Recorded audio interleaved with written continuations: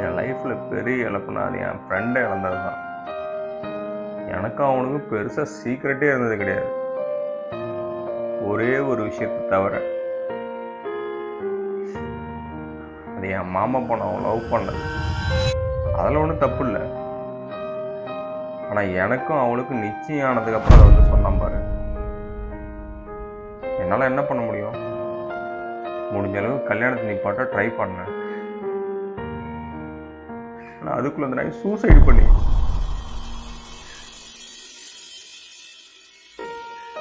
என்னால் எதுவும் பண்ண முடியல. நீ அதை நினச்சி குற்ற உணர்ச்சியாக ஃபீல் பண்ணுறியா? குற்ற உணர்ச்சி குற்ற உணர்ச்சி இல்லை, உள்ளுக்குள்ளே செத்துக்கிட்டு இருக்கேன். அவன் பண்ண எல்லா தப்புக்கும் நான் தானே அனுபவிச்சேன்.